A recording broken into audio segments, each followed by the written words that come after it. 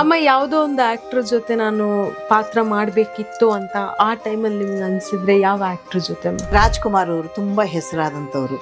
ಅವ್ರ ಜೊತೆನಲ್ಲಿ ಒಂದು ಯಾವ್ದೋ ತಂಗಿದು ಬೇಡ, ಅವ್ರ ಮನೆ ಆಳದ ಪಾತ್ರನಾರು ಮಾಡ್ಬೋದಾಗಿತ್ತೇನೋ, ಅವಕಾಶ ಸಿಕ್ಲಿಲ್ಲ. ಅವ್ರ ಮಗನ ಜೊತೆನಲ್ಲಿ ಮಾಡಿದೆ ತಾಯಿ ಪಾತ್ರ. ರಾಘವೇಂದ್ರ ರಾಜ್ಕುಮಾರ್ ಇದಾರಲ್ಲ, ಅವ್ರದ್ರಲ್ಲಿ ರಾಜಿ ಅಂತ ಒಂದು ಪಿಕ್ಚರ್ ನಲ್ಲಿ ಅವ್ರ ತಾಯಿ ರೋಲ್ ಮಾಡಿದೆ. ಪುನೀತ್ ಅವರನ್ನ ಯಾವತ್ತಾದ್ರೂ ಖುದ್ದಾಗಿ ಮೀಟ್ ಮಾಡಿದ್ದೀರಮ್ಮ? ಖುದ್ದಾಗಿ ಮೀಟ್ ಮಾಡಿಲ್ಲ, ಆದ್ರೆ ಅವ್ರದೇ ಒಂದು ಸೀರಿಯಲ್ ಮಾಡ್ತಿದ್ರು. ಆ ಸೀರಿಯಲ್ ನಲ್ಲಿ ಪಾತ್ರ ಮಾಡುವಾಗ ಯಾವಾಗ್ಲೂ ಒಂದ್ಸಲ ಬಂದು ಹೋಗಿದ್ರು ಸೆಟ್ಗೆ, ಅಷ್ಟೇ. ನಿಮ್ ಲೈಫ್ ಸ್ಟೋರಿ ನಾನು ಆಗದಿಂದ ಕೇಳ್ದಂಗೆ ನಿಮ್ಮ ಲೈಫ್ಗೆ ತುಂಬಾ ಹತ್ರದಲ್ಲಿ ಯಾವುದೋ ಒಂದು ಅಟ್ಯಾಚ್ಮೆಂಟು ಇಲ್ಲ, ಏನೂ ಇಲ್ಲ. ಈಗ ನನ್ಗೆ ಕಂಪನಿಗೆ ಬಂದ್ಬಿಟ್ಟ ಮೇಲೆ ನಮ್ಮ ಸಂಬಂಧಿಕರುಗಳು ಯಾರನ್ನೂ ನಾನು ಅಷ್ಟು ಭೇಟಿಯಾಗಿಲ್ಲ. ಅಕ್ಕ ತಂಗಿರನ್ನ ಅಷ್ಟೇ ಭೇಟಿ ಆಗ್ತಿದ್ದೆ, ಯಾವಾಗ್ಲೂ ಅವರು ಬಂದ್ರೆ ಮಾಡಿದ್ರೆ. ಈಗಿನ ಪೀಳಿಗೆಯವರು ನಮ್ಮ ಆಸೆಯಂತೆ ನಡ್ಸಂತವ್ರು ಯಾರು ಇರ್ತಾರೆ? ಎಲ್ಲ ಅವ್ರವ್ರ ಇದ್ರಲ್ಲಿ ಇರ್ತಾರಲ್ವಾ. ಜವಾಬ್ದಾರಿ ಯಾರು ತಮ್ಮ ಜವಾಬ್ದಾರಿನೇ ತಾವು ತಗೊಳಕ್ ಕಷ್ಟ ಅವರು. ಇನ್ನು ನಮ್ಮದೆಲ್ಲ ಹಳೆ ಪುರಾಣ ಕಥೆನೆಲ್ಲ ಯಾಕೆ ಇವರು ತಲೆಗೆ ಹಚ್ಕೊಂತಾರೆ? ಸೊ ಇಂಡಸ್ಟ್ರಿಗೆ ಬರೋರಿಗೆ ನಿಮ್ ಕಡೆಯಿಂದ ಒಂದು ಟಿಪ್ಸ್ ಹೇಳೋದಾದ್ರೆ? ಮೊದಲು ನಮ್ಗೆ ತಾಳ್ಮೆ ಇರ್ಬೇಕು, ಮತ್ತೆ ಒಂದು ಗುರಿ ಮುಟ್ಟುವಂತ ಒಂದು ಛಲ ಇರಬೇಕು. ಯಾರೂ ಸಮಾಧಾನ ಅನ್ನೋದನ್ನ ಕಳ್ಕೋಬಾರ್ದು, ಸಮಾಧಾನವಾಗಿರ್ಬೇಕು. ಛಲ ಒಂದು ಇಟ್ಕೋಬೇಕು. ನಾನು ಅನ್ನೋ ಅಹಂಕಾರ ಇರಬಾರ್ದು, ನನ್ನಿಂದಲೇ ನಾನೇ ಅನ್ನೋ ಅಹಂಕಾರ ಇರಬಾರ್ದು.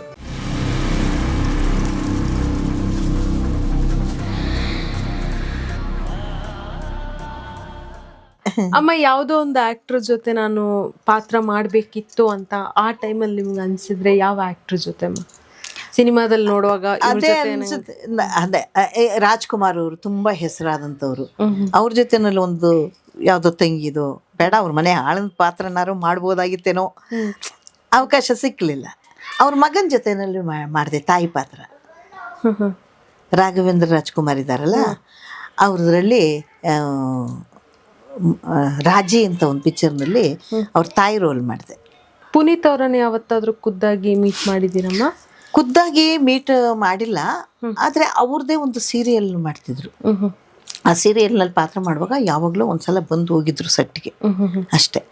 ಆದ್ರೆ ಆಮೇಲೆ ನನ್ಗೇನೋ ಅವರು ತೀರ್ಕೊಂಡ್ಮೇಲೆ ಒಂಥರ ಬಹಳ ಮನ್ಸಿಗೆ ನೋವಾಯ್ತು. ಯಾಕಂತಂದ್ರೆ ಚಿಕ್ಕ ವಯಸ್ಸು, ಏನೆಲ್ಲ ಕೆಲಸಗಳು ಮಾಡಿದ್ರು, ಎಷ್ಟು ಹೆಸರು ತಗೊಂಡಿದ್ರು, ಅಂಥದ್ರಲ್ಲಿ ಇಷ್ಟು ಬೇಗ ಸಾವು ಬರಬಾರ್ದಾಗಿತ್ತಲ್ಲ ಅಂತ. ಇವತ್ತಿಗೂ ನಮ್ಮ ಮನೆಯವರು ತೀರ್ಕೊಂಡದ್ದು ವರ್ಷ ಆಗಿತ್ತು. ಅವ್ರದಕ್ಕೆ ಪೂಜೆ ಮಾಡ್ತಿದ್ದೆ ವರ್ಷ. ಅದೇ ದಿನ ಇವ್ರು ತೀರ್ಕೊಂಡಿದ್ದು, ಪುನೀತ್ ಅವರು. ಅದು ಅವತ್ತು ಇವ್ರು ತೀರ್ಕೊಂಡು ಮರುದಿನ ನಮ್ಮ ಮನೆಯವ್ರದ್ದು ದಿನ ಇತ್ತು.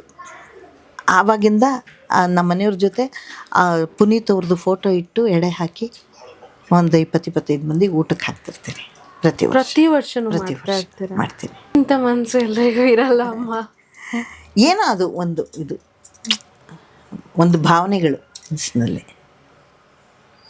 ಮತ್ತೆ ಎಷ್ಟೋ ಜನ ಸತ್ತಿರ್ತಾರಲ್ವ, ಯಾರ ಬಗ್ಗೆನೂ ಅಷ್ಟು ಅನ್ಸೋದಿಲ್ಲ. ಅದೇನೋ ಪುನೀತ್ ಅವ್ರ ಬಗ್ಗೆ ಪ್ರತಿಯೊಬ್ಬರನ್ನು ಕೇಳ್ರಿ, ಇಲ್ಲ ಅಂತ ಅನ್ಸೋದೇ ಇಲ್ಲ. ಇಲ್ಲ ಅಂತ ಅನ್ಸೋದೇ ಇಲ್ಲ. ಇನ್ನ ಇದ್ದಾರೆ ಅಂತಾನೆ. ಹೌದು, ಫೋಟೋ ಇಟ್ಟಿದ್ದೀನಲ್ಲ, ಒಳಗಿದೆ ಇಲ್ಲ, ನಮ್ಮ ಮನೆಯವ್ರ ಪಕ್ಕನೇ ಇಟ್ಟಿದ್ದೀನಿ. ಆ ಮೂಮೆಂಟ್, ಆ ಕೇಳಿದಂತ ಮೂಮೆಂಟ್ ಅಲ್ಲಿ ಎಲ್ಲಿದ್ರಿ ಅಮ್ಮ? ಬ್ಯಾಂಗ್ಳೂರಲ್ಲಿ ಇದ್ರ ನೀವು? ಇಲ್ಲಿ ಬೆಂಗಳೂರಿನಲ್ಲೇ ಇದ್ದೆ ಪುನೀತ್ ಅವರು ತೀರ್ಕೊಂಡಾಗ. ಅಂದ್ರೆ ಅವತ್ತು ನಮ್ಗೆ ರವೀಂದ್ರ ಕಲಾಕ್ಷೇತ್ರದಲ್ಲಿ ಏನೋ ಫಂಕ್ಷನ್ ಇತ್ತು. ಅಲ್ಲಿ ಒಂದು ಹಾಡೋದು ಇದು ಎಲ್ಲ ಇತ್ತು. ಅದು ಅವಾಗ ನಾವು ಹೋಗಿ ಅಲ್ಲೆಲ್ಲ ರಾಜ್ಕುಮಾರ್ ಅವ್ರ ಸಾಂಗು ಇತ್ತಲ್ಲ, ಹುಟ್ಟಿದರೆ ಕನ್ನಡ ನಾಡಲ್ಲಿ ಹುಟ್ಟು, ಅದಕ್ಕೆಲ್ಲ ವೇದಿಕೆ ಮೇಲೆಲ್ಲ ಡ್ಯಾನ್ಸ್ ಗಿನ್ಸ್ ಮಾಡಿಕೊಂಡು ಖುಷಿಯಿಂದ ನಾವು ಇದ್ವಿ.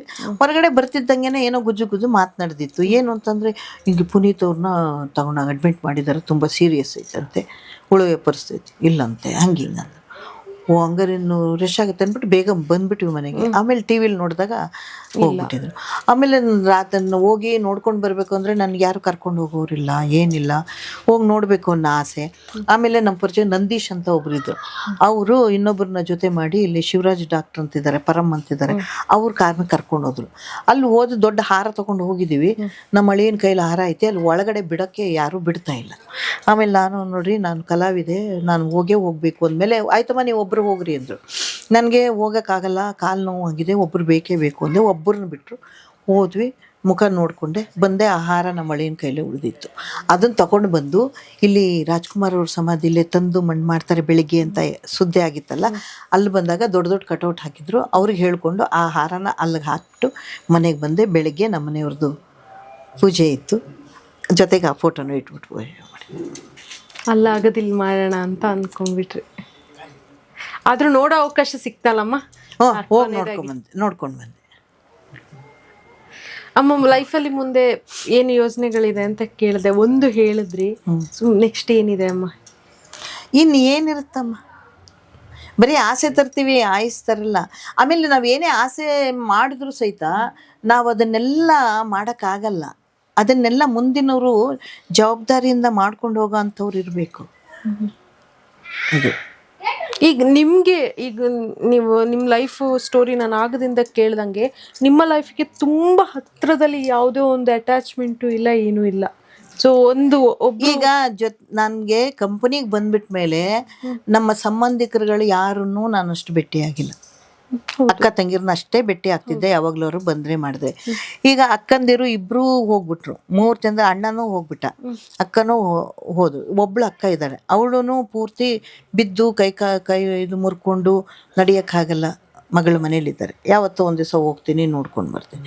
ಈಗಿನ ಪೀಳಿಗೆಯವರು ನಮ್ಮ ಆಸೆಯಂತೆ ನಡೆಸೋ ಅಂಥವ್ರು ಯಾರು ಇರ್ತಾರೆ? ಎಲ್ಲ ಅವರವರ ಇದರಲ್ಲಿ ಇರ್ತಾರಲ್ವ.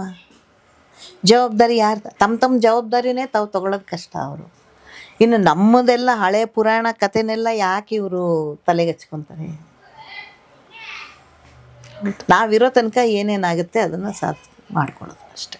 ಈಗ ZEE5 ಅಲ್ಲಿ ಮಾಡ್ತಾ ಇದ್ದೀನಿ, ಒಂದು ರೋಲ್ ಮಾಡ್ತಾ ಇದ್ದೀರಾ, ಗೌರಿ ಸೀರಿಯಲ್. ಯಾವ್ದಾದ್ರು ಸಿನಿಮಾ ಮಾಡ್ತಾ ಇದ್ದೀರಮ್ಮ? ಈಗ ಸದ್ಯ ಇಲ್ಲ, 2-3 ಸಿನಿಮಾ ಮಾಡಿದ್ದೀನಿ. ಅದು ಯಾವುದದು ಸಣ್ಣಪ್ಪ ಮುತ್ತಣ್ಣ ಅಂತ ಒಂದು, ಅದರಲ್ಲಿ ಒಂದು ಸಣ್ಣ ರೋಲ್ ಇತ್ತು. ಆಮೇಲೆ ಮಗ್ಗಿ ಪುಸ್ತಕ ಅಂತ ಒಂದು ಮಾಡಿದೆ. ನಮ್ಮ ನಾಡು ನಮ್ಮ ಭಾಷೆ ಅಂತ ಒಂದು ಪಿಕ್ಚರ್ ಮಾಡಿದ್ದೀನಿ. ಯಾವಾಗ್ಲೂ ಅನ್ಕೊಂಡಿಲ್ವಾ ನಾನೊಂದು ಮೂವಿ ಮಾಡ್ಬೇಕು, ನಾನೊಂದು ಪ್ರೊಡ್ಯೂಸರ್ ಆಗ್ಬೇಕು ಅಂತ? ಸುಮ್ಮನೆ ಒಂದು ಟೆಲಿಫಿಲಮ್ ಮಾಡಿದೆ. ಹೌದಾ? ಅಷ್ಟೇ. ಅಲ್ಲ, ಅದು ಈಗ ಎಷ್ಟೋ ಜನ ದೊಡ್ಡ ದೊಡ್ಡ ದೊಡ್ಡ ದೊಡ್ಡ ಪ್ರೊಡ್ಯೂಸರ್ಗೆಲ್ಲ ಸಾಕಷ್ಟು ನೋವು ಅನುಭವಿಸ್ತಾ ಇದ್ದಾರೆ. ಇನ್ನು ನಾವೆಲ್ಲ ನಿಂತ್ಕೊಂಡು ಮಾಡೋಕ್ಕಾಗತ್ತಾ? ಅಷ್ಟು ಅನುಭವ ಇರೋರೇ ಅಷ್ಟೊಂದು ಶ್ರಮ ಪಟ್ಕೊಂಡು ಇದ್ದಾರೆ. ಇನ್ನು ನಮ್ಮ ಕೈಲಿ ಅದೆಲ್ಲ ಆಗುತ್ತಾ? ಅಂದರೆ ಏನು, ಒಂದು ಹೆಲ್ಮೆಟ್ ಇರಲಾರ್ದೆ ಗಾಡಿ ಓಡಿಸ್ಬಾರ್ದು, ಆ ಒಂದು ಕ್ಷಣ ಅಂತ ಒಂದು ಮಾಡಿದೆ. ಅದನ್ನು ಹೆಲ್ಮೆಟ್ ಇರಲಾರ್ದೆ ಗಾಡಿ ಓಡಿಸ್ಬಾರ್ದು, ಅದರಲ್ಲೂ ಮೆಸೇಜ್, ಅದರಲ್ಲಿ ಮೆಸೇಜ್. ಆಮೇಲೆ ನಾವು ದೇಹ ದಾನ ಮಾಡೋಕ್ಕಾಗಲಿಲ್ಲ ಅಂದರೂ ನೇತ್ರನ ದಾನನಾರು ಮಾಡಬೇಕು. ಈ ಥರದ್ರಲ್ಲಿ ಒಂದು ಇದು ಮಾಡಿದೆ. ಅದೇ ನಾಟಕಗಳು ಮಾಡ್ತಿದ್ವಿ, ಅದನ್ನೇ ಒಂದು ಟೆಲಿಫಿಲಮ್ ಮಾಡಿದೆ. ಅದರಲ್ಲಿ ಪ್ರೊಡ್ಯೂಸರ್. ಫ್ಯೂಚರ್ ಮೂವಿ ಮಾಡಬೇಕು ಅಂತ ಯಾವ ಡ್ರೀಮ್ ಇಲ್ಲ?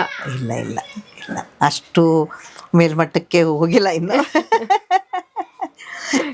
ಡ್ರಾಮಾ ಮಾತ್ರ ಮಾಡ್ತಾನೆ ಇರ್ತೀನಿ. ಈಗ ತುಂಬ ಖರ್ಚು ಮಾಡಿಕೊಂಡು ತುಂಬ ಜನ ಕಲಾವಿದರನ್ನ ಕೂಡಿಸ್ಕೊಂಡು ಮಾಡೋಕ್ಕೆ ಹೋಗಲ್ಲ, ತುಂಬ ಕಷ್ಟ ಆಗ್ತದೆ ಅದೆಲ್ಲ. ಮತ್ತು ನಾನೇನಿದ್ರು 3 ಜನ 4 ಜನ, ಇಲ್ಲಾಂದರೆ ಇಬ್ಬರೇ. ನಾನೇ ಬರೆದಿರೋದು. ಅಮ್ಮ ಎಂದರೆ ಸಾಕೆ, ಇಬ್ಬರೇ, ತಾಯಿ ಮಗ. ಆರ್ಟಿಸ್ಟ್ ಇತ್ತಂದರೆ 4 ಜನ. ಕಾಲೇಜ್ನಲ್ಲಿ ಹೋಗಿ ಮಾಡ್ತೀನಿ, ಅಲ್ಲೇನು ನಮ್ಗೆ ಖರ್ಚು ಬರಲ್ಲ. ವೇದಿಕೆ ಅವ್ರದ್ದೇ ಇರುತ್ತೆ, ಮೈಕ್ ಅವ್ರದ್ದೇ ಇರುತ್ತೆ. ನಮಗೇನೋ ಫುಲ್ ಲೈಟ್ ಬೇಕು, ಸೀನ್ರಿ ಬೇಕು, ಮೇಕಪ್ ಬೇಕು, ಇವೆಲ್ಲ ಏನೂ ಇಲ್ಲ. ಮ್ಯೂಸಿಕ್ಕು ಇರಲ್ಲ, ಏನೂ ಇರಲ್ಲ. ಅದರಲ್ಲೇ ಮಾಡಿ ಹುಡುಗರೆಲ್ಲ ತುಂಬ ಇಷ್ಟಪಡ್ತಾರೆ. ಆ ಥರ ಮೈಸೂರು, ತುಮಕೂರು, ಇಲ್ಲಿ ಎಲ್ಲ ಕಡೆ ಮಾಡಿದ್ದೀನಿ. ಮದ್ದೂರು, ಮಂಡ್ಯ. ಯಾವ ಕಡೆ ನಾಟಕಕ್ಕೆ ಹೆಚ್ಚಿನ ರೆಸ್ಪಾನ್ಸ್ ಸಿಗುತ್ತೆ ನಿಮಗೆ ಅಂತ? ನಮ್ಮ ಇದು ಉತ್ತರ ಕರ್ನಾಟಕದಲ್ಲಿ ಭಾಳ ಇದೆ. ಈಗಲೂ ನಡೀತಾ ಇದ್ದಾವೆ ಅಲ್ಲಿ. ಈಗಲೂ ಉತ್ತರ ಕರ್ನಾಟಕ ಸೈಡ್ ಹೋದ್ರೆ ನಿಮ್ಮ ಮನೆ ಮಗಳು ಅಂತಾರೆ, ಸೀಮಾ ಅವರಿದ್ದಾರೆ. ಹೌದು. ಸೂಪರ್. ಅಮ್ಮ ಲೈಫಲ್ಲಿ ಯಾರಿಗೋ ಒಬ್ಬರಿಗೆ ಸಾರಿ ಹೇಳಬೇಕು, ಅದರ ಥ್ಯಾಂಕ್ಸ್ ಹೇಳಬೇಕು ಅಂತಂದರೆ ಯಾರಿಗೆ ಹೇಳಕ್ಕೆ ಇಷ್ಟಪಡ್ತೀರಿ? ನಾನು ನನ್ನ ತೊಂದರೆನಲ್ಲಿ ಯಾರ್ಯಾರು ಸಹಾಯ ಮಾಡಿದ್ದಾರೆ ಅಷ್ಟು ಜನದ್ದು ಹೆಸರು ನೆನಪು ಮಾಡ್ಕೊಳಕ್ಕಾಗಲಿಲ್ಲ ಅಂದರೂ ಅವ್ರಿಗೆಲ್ರಿಗೂ ಥ್ಯಾಂಕ್ಸ್ ಹೇಳೋದಕ್ಕೆ ಇಷ್ಟಪಡ್ತೀನಿ. ಒಬ್ಬರಿಗೆ ಅಂತಲ್ಲ, ನನ್ನ ತೊಂದರೆನಲ್ಲಿ ಯಾರ್ಯಾರು ಹೆಲ್ಪ್ ಮಾಡಿದಾರೋ ಎಲ್ರಿಗೂ ನಾನು ಥ್ಯಾಂಕ್ಸ್ ಹೇಳ್ತೀನಿ. ಸಾರಿ ಅಂತ ಇದ್ರೆ ಸಾರಿ ಅಂತ ಕೇಳಬೇಕಾದ್ರೆ ನನಗೆ ಗೊತ್ತಿರಲಾರ್ದೆ ನಾನು ಏನಾದರೂ ತಪ್ಪು ಮಾತಾಡಿ ಅವ್ರ ಮನ್ಸಿಗೆ ನೋವಾಗಿತ್ತು ಅಂದರೆ ಎಲ್ರಿಗೂ ಸಾರಿ ಕೇಳ್ತೀನಿ ಅಲ್ವಾ. ನನಗೆ ಗೊತ್ತಾಗ್ಲಾರ್ದಂಗೆ ಏನೋ ಒಂದು ಮಾತಾಡಿರ್ತೀನಿ, ಅದರಿಂದ ಅವ್ರ ಮನ್ಸಿಗೆ ನೋವಾಗಿರುತ್ತೆ, ನನಗೆ ಗೊತ್ತಾಗಲ್ಲ. ಹೌದು. ಗೊತ್ತಿದ್ರೆ ನಾನು ಮಾತಾಡಲ್ಲ, ಗೊತ್ತಿಲ್ಲದೆ ಮಾತಾಡಿದಾಗ ಅವ್ರ ಮನ್ಸಿಗೆ ನೋವಾಗಿದ್ದು ನಮಗೆ ಗೊತ್ತಾಗಲ್ಲ, ಸಾರಿ ಕೇಳ್ಬಿಡ್ತೀನಿ. ಅಮ್ಮ, ಈಗ ಒಂದಷ್ಟು ವರ್ಷದಿಂದ ನೀವು ಇಂಡಸ್ಟ್ರಿಯಲ್ಲಿ ಇರೋದ್ರಿಂದ ನಾನು ಕೇಳ್ತಾ ಇದ್ದೀನಿ, ಸೊ ಇಂಡಸ್ಟ್ರಿಗೆ ಬರೋರಿಗೆ ನಿಮ್ಮ ಕಡೆಯಿಂದ ಒಂದು ಟಿಪ್ಸ್ ಹೇಳೋದಾದ್ರೆ, ಹೆಣ್ಣು ಮಗುವಾಗಿ. ಮೊದಲು ನಮಗೆ ತಾಳ್ಮೆ ಇರಬೇಕು, ಮತ್ತು ಒಂದು ಗುರಿ ಮುಟ್ಟುವಂಥ ಒಂದು ಛಲ ಇರಬೇಕು. ಈಗ ಕಷ್ಟದಿಂದನೇ ಬಂದ್ವಿ, ನಾನು ಅಯ್ಯೋ ಇನ್ನೇನು ನನ್ನ ಬದುಕು ಇಷ್ಟೇ ಅಂದ್ಬಿಟ್ಟು ಏನಾದರೂ ಮಾಡ್ಕೊಂಡು ಹೋಗ್ಬಿಡ್ತಿದ್ವಿ. ಇಲ್ಲ ಇನ್ನೊಬ್ಬರು ಯಾರನ್ನಾರು ಮದುವೆ ಮಾಡಿಕೊಂಡು ಇತ್ಲಾಗ ಹೋಗಿದ್ದಿದ್ರೆ ಒಂದು ಗಂಡನಿಗೆ ಹೆಂಡತಿಯಾಗಿ ಒಂದು ಮಗುಗೆ ತಾಯಿಯಾಗಿ ಉಳಿದ್ಬಿಡ್ತಿದ್ವಿ. ಈಗ ನಾವೊಂದು ಕಲಾವಿದೆ ಆಗಬೇಕು, ಒಂದು ಮಟ್ಟಕ್ಕೆ ಬರಬೇಕು, ನಾನು ಸಮಾಜದಲ್ಲಿ ಬದುಕಿ ತೋರಿಸ್ಬೇಕು ಅನ್ನೋ ಒಂದು ಹಠ ಛಲದಿಂದ ತಾನೇ ನಾನು ಈ ಮಟ್ಟಕ್ಕೆ ಬಂದಿದ್ದು. ಹಾಗೆ ಎಲ್ಲರೂ ಒಂದು ಧೈರ್ಯದಿಂದ ಇರ್ರಿ, ಯಾರೂ ಸಮಾಧಾನ ಅನ್ನೋದನ್ನ ಕಳ್ಕೋಬಾರ್ದು, ಸಮಾಧಾನವಾಗಿರಬೇಕು. ಮತ್ತು ನಾವು ಛಲ ಒಂದು ಇಟ್ಕೋಬೇಕು. ನಾನು ಅನ್ನೋ ಅಹಂಕಾರ ಇರಬಾರ್ದು, ನನ್ನಿಂದಲೇ ನಾನೇ ಅನ್ನೋ ಅಹಂಕಾರ ಇರಬಾರ್ದು. ಈ ಥರ ಎಲ್ಲರ ಜೊತೆಯಲ್ಲೂ ಮಕ್ಕಳಾಗಿ ಹೋಗೋದ್ರಿಂದ ನಾವು ಜೀವನ ಮಾಡೋದಕ್ಕೆ ಭಾಳ ಅನುಕೂಲ ಆಗುತ್ತೆ. ಸೊ ಮೊಮ್ಮಕ್ಕಳು ಇದ್ದಾರಮ್ಮ? ಒಬ್ಬ ಮೊಮ್ಮಗ ಇದ್ದಾನೆ, 10th ಓದ್ತಾ ಇದ್ದಾನೆ. ಓಕೆ ಅಮ್ಮ, ಇಷ್ಟು ಹೊತ್ತು ನಾನು ಒಂದು ಇಂಟರ್ವ್ಯೂ ಬೇಕಮ್ಮ ಅಂತ ಕೇಳಿದ ಕೂಡಲೇ ನನ್ನ ಬಗ್ಗೆ ಒಂದು 5-6 ಪುಸ್ತಕಗಳು ಬಂದಿದ್ದಾವೆ. ಹೌದಾ? ನಿಮ್ಮ ಬಗ್ಗೆ ಬರ್ದಿರೋದು? ನಮ್ಮ ಬಗ್ಗೆ ಬರ್ದಿರೋದು ನಂದು ಆತ್ಮಚರಿತ್ರೆ ಬಂದಿದೆ, ತೆರೆ ಸರಿದಾಗ ಅಂತ. ಆಮೇಲೆ ಜರ್ನಿ ವಿತ್ ಮಹಾನದಿ ಅಂತ ನನ್ನ ಅಭಿಮಾನಿ ಬರೆದಿದ್ದಾನೆ. ತೆರೆ ಸರಿಯಿತು ಅಂತ ಒಂದು ಪುಸ್ತಕ ಬಂತು. ನಿಮ್ಮ ಅಭಿಮಾನಿಗಳು ಕೊಟ್ಟದ್ರಲ್ಲಿ ಮೆಮೊರೇಬಲ್ ಗಿಫ್ಟ್, ಇದು ಎಕ್ಸ್ಪೆಕ್ಟೇ ಮಾಡಿಲ್ಲ ಈ ಗಿಫ್ಟ್ ನಿಮ್ಗೆ ಬರುತ್ತೆ ಅಂತಂದ್ರೆ ಅದು ಯಾವುದು? ಈಗ ಎಷ್ಟೋ ಜನ ಏನೇನೋ ಕೊಟ್ಟಿರ್ತಾರೆ, ಎಲ್ಲಾನು ಖುಷಿ ಕೊಟ್ಟಿರುತ್ತೆ. ಆದ್ರೆ ಇತಿಹಾಸದ ಪುಟದಲ್ಲಿ ಉಳಿಯೋ ಹಾಗೆ ಪುಸ್ತಕದಲ್ಲಿ ಒಂದು ಇದಾಗಿರೋ ಅಂದ್ರೆ ನಮ್ಮ ರವಿ ಸಾಸ್ನೂರು ನನ್ನ ಬಗ್ಗೆ ಒಂದು ಪುಸ್ತಕ ಬರೆದ, ನನ್ನ ಅಭಿಮಾನಿ. ಇನ್ನು ಗುಡಿಹಳ್ಳಿಯವರು ಮತ್ತೆ ಗುಲ್ಬರ್ಗದವರು ಗವಿ ಶಿರೇಮಠ್ ಅಂತ ಅವರೊಂದು ಅಭಿನಂದನಾ ಗ್ರಂಥ ಮಾಡಿದ್ರು. ಈಗ ಪತ್ರಿಕೆಗಳಲ್ಲೆಲ್ಲ ನಾನೊಬ್ಬ ಕಲಾವಿದೆ ಅಂತ ಜನಗಳಿಗೆ ಪರಿಚಯಿಸಿದ್ರು. ಇವರೆಲ್ಲರೂ ನಾನು ಮರೆಯೋ ಅಂಥ ಗಿಫ್ಟ್ ಅಲ್ವೇ ಅಲ್ಲ, ಎಲ್ಲನೂ ಸ್ಪೆಷಲ್. ಹೌದು. ಈಗ ಸಾಮಾನ್ಯ, ಈಗ ನಾನೊಬ್ಬ ಕಲಾವಿದೆಯಾಗಿ ಮನೆಯಲ್ಲೇ ಕೂತಿದ್ರೆ ಯಾರಿಗೆ ಪರಿಚಯ ಇರ್ತೀನಿ? ಪತ್ರಿಕೆಯವರು ಬಂದು ನಿಮ್ಮಂಥವ್ರು ಬಂದು ಸಂದರ್ಶನ ಮಾಡಿ 4 ಜನಕ್ಕೆ ಪರಿಚಯಿಸೋದ್ರಿಂದ ಅದು ನನಗೆ ಮರೆಯಲಾರ್ದ ಗಿಫ್ಟ್ ಅಲ್ವಾ ನೀವು ಕೊಡೋದು? ಖಂಡಿತ ಅಲ್ವಾ? ಹೌದು. ಸೊ ಎಲ್ಲವೂ ವಿಶೇಷನೇ ನಿಮಗೆ? ಎಲ್ಲ ವಿಶೇಷನೇ. ಪ್ರತಿಯೊಂದು ಮೂಮೆಂಟಲ್ಲೂ ನೀವು ಏನೋ ಒಂದು ಸಣ್ಣದ್ರಲ್ಲೇ ತಂದೆ ತಾಯಿನ ಕಳ್ಕೊಂಡು ಬಡತನದಲ್ಲಿ ಬಂದು ವಿದ್ಯೆ ಇರಲಾರ್ದೆ ಇಷ್ಟೆಲ್ಲ ನಾವು ಕಷ್ಟಪಟ್ಕೊಂಡು ಬಂದಿದ್ದಕ್ಕೆ ನಮ್ಮನ್ನ ಬೆಳಕಿಗೆ ತಂದವ್ರು ಎಲ್ಲರೂ ನಮಗೆ ಗಿಫ್ಟ್ ಕೊಟ್ಟಂಗೆನೆ ಎಲ್ಲರೂ ನಾನು ನೆನೆಸ್ಬೇಕು. ನಾನು ಅಷ್ಟು ವರ್ಷ ಅಲ್ಲಿ ಕಳೆದ್ರೂ ಈಗ ಬಂದು ಬೆಂಗಳೂರಿನಲ್ಲಿ ನಿಂತ್ಕೊಂಡು ಸೀರಿಯಲ್ನಲ್ಲಿ ಸಿನಿಮಾದಲ್ಲಿ ಅವಕಾಶ ಕೊಟ್ಟಂಥ ಎಲ್ಲ ಪ್ರೊಡ್ಯೂಸರ್ಗಳಿಗೂ ಕಲಿಸಿದ ಡೈರೆಕ್ಟರ್ಗಳಿಗೆ ಎಲ್ರಿಗೂ ನಾನು ಥ್ಯಾಂಕ್ಸ್ ಹೇಳಲೇಬೇಕು. ಮತ್ತು ನನ್ನ ಪಾತ್ರ ನೋಡಿ ಚೆನ್ನಾಗಿದೆ ಅಂಥೇಳಿ ನನಗೆ ಇನ್ನೂ ಬೆಳೆಯೋದಕ್ಕೆ ಅವಕಾಶ ಮಾಡಿಕೊಟ್ಟ ಇಡೀ ಜನತೆಗೆ ನಾನು ಕೃತಜ್ಞತೆ ಹೇಳಬೇಕು. ಇನ್ನೇನಾದರೂ ಹೇಳಕ್ಕೆ ಮಿಕ್ಕಿದೆ ಹೇಳಬೇಕು ಅಂತ ಇದ್ದರೆ ಹೇಳ್ಬೋದು? ಹೇಳೋದು ಏನೂ ಇಲ್ಲಮ್ಮ, ತುಂಬ ಖುಷಿ ಆಗ್ತಾ ಇದೆ. ನೀವು ಬಂದು ನಮ್ಮಂತಹ ಕಲಾವಿದರನ್ನ ಸಂದರ್ಶನ ಮಾಡಿ ಎಲ್ರಿಗೂ ಪರಿಚಯಿಸ್ತಾ ಇದ್ದೀರಾ. ಈ ಕೆಲಸ ಎಲೆಮರೆ ಕಾಯಿ ಅಂತೆ ಮೂಲೆನಲ್ಲೂ ಇದ್ದಾರೆ ಎಷ್ಟೋ ಜನ ಸಾಧಕರು. ಅಂಥವ್ರನ್ನೂ ಗುರುತಿಸಿ ನೀವು ಇದೇ ರೀತಿ ಅವ್ರನ್ನ ಬೆಳಕಿಗೆ ತರಬೇಕು ಅಂತ ಒಂದು ಹೇಳ್ತೀನಿ. ಎಲ್ಲರೂ ಅಷ್ಟೇ, ಪ್ರತಿಯೊಬ್ಬರೂ ನೀವು ಪಡೋ ಶ್ರಮದಿಂದ ಪಟ್ಟು ನೀವೇನು ಈ ಒಂದು ಸಾಹಸ ಮಾಡ್ತಿರ್ತೀರಿ, ನಿಮ್ಮ ಚಾನಲ್ನ ಪ್ರತಿಯೊಬ್ಬರು ನೋಡಿ ಇನ್ನೂ ಚೆನ್ನಾಗಿ ಬರಲಿ ಅಂತ ಅವರು ಹರಿಸ್ಬೇಕು ಅಂತ ಅವರಲ್ಲೂ ನಾನು ಕೇಳ್ಕೊತೀನಿ. ಥ್ಯಾಂಕ್ ಯು ಸೋ ಮಚ್ ಅಮ್ಮ. ಥ್ಯಾಂಕ್ ಯು ಅಮ್ಮ. ಇಷ್ಟು ಹೊತ್ತು ನಿಮ್ಮ ಅಮೂಲ್ಯವಾದ ಸಮಯನ ನಾನೊಂದು ಇಂಟರ್ವ್ಯೂ ಬೇಕಮ್ಮ ಅಂತ ಹೇಳಿದ ಕೂಡಲೇ ಓಕೆ ಅಮ್ಮ ಬಾ ಅಮ್ಮ ಅಂತ ಕರೆದು ಕೊಟ್ಟಿದ್ದಕ್ಕೆ ತುಂಬ ಖುಷಿ ಆಯಿತು. ಮತ್ತು ಇಷ್ಟೊಂದು ಓಪನ್ ಅಪ್ ಆಗಿ ನೀವು ನನ್ನ ಜೊತೆ ಅವ್ರು ನಮ್ಮ ವೀಕ್ಷಕರ ಜೊತೆ ಮಾತಾಡೋದಕ್ಕೆ ಒಪ್ಕೊಂಡ್ರಲ್ಲ, ಅದು ತುಂಬ ಖುಷಿ ಆಯ್ತಮ್ಮ. ಥ್ಯಾಂಕ್ ಯು ಸೊ ಇದ್ದದ್ದು ಮಚ್. ಹೇಳಕ್ಕೆ ಏನಮ್ಮ, ಇದ್ದದ್ದು ಹೇಳಕ್ಕೆ, ಒಂದು ಹೆಣ್ಣು ಇಷ್ಟು ಕಷ್ಟಪಟ್ಟು ಜೀವನದಲ್ಲಿ ಮುಂದೆ ಬಂದು ಗಟ್ಟಿತನದಿಂದ ನಿಂತು ಜೀವನ ಸಾಗಿಸ್ತಾ ಇದ್ದೀನಿ ಅಂತ ನನ್ನ ನೋಡಿ ಇನ್ನೂ 4 ಜನ ಹೆಣ್ಮಕ್ಳು ಅದು ಬರ್ಬೋದಲ್ವಾ, ಆ ಥರ ಧೈರ್ಯ ತಗೊಂಡು ಜೀವನ ನಡೆಸ್ಬೋದಲ್ವಾ. ಖಂಡಿತ ಎಷ್ಟೋ ಜನ ಇಂಡಸ್ಟ್ರಿಗೆ ಬಂದು ಒಂದು ಸಿನಿಮಾ ಮಾಡಿ ಅವ್ರ ಚಾನ್ಸಿಗೋಸ್ಕರ ಒಂದಷ್ಟು ಅಲ್ದಾಡಿನೇ ಹಿಂದೆ ಹೋಗೋರಿದ್ದಾರೆ. ಅಂತದ್ರಲ್ಲಿ ಇಷ್ಟು ಏಳು ಬೀಳಲ್ಲಿ ಒಂದು ಲೆಜೆಂಡ್ರಿ ಆಕ್ಟರ್ ಜೊತೆ ಆಕ್ಟ್ ಮಾಡುವಂತ ಒಂದು ಚಾನ್ಸ್ಗಳನ್ನು ತಕೊಂಡಿದ್ದೀರಾ ಅಂತಂದ್ರೆ ಅದು ನಿಮ್ಮ ಪ್ರತಿಭೆಯಿಂದ ಮಾತ್ರ ಅಲ್ಲ. ಇಲ್ಲ, ಶ್ರಮ ಅನ್ನೋದು ಎಲ್ಲ ಕಡೆ ಇದೆ. ಶ್ರಮ ಪಟ್ಟರೆ ಅದಕ್ಕೆ ಪ್ರತಿಫಲ ಸಿಗೋದಲ್ವಾ. ಶ್ರಮ ಅನ್ನೋದು ಇದ್ದೇ ಇರಬೇಕು ಮನುಷ್ಯನಿಗೆ. ಶ್ರಮ ಇರಲಾರ್ದೆ ಆಗಲ್ಲ. ಕಷ್ಟಗಳು ಬಂದಾಗ್ಲೇ ನಾವು ಅದನ್ನೆಲ್ಲ ಸಹಿಸ್ಕೊಂಡು ಹೋದಾಗಲೇ ನಮ್ಗೆ ಸುಖ ಜೀವನ ಸಿಗೋದಲ್ವಾ.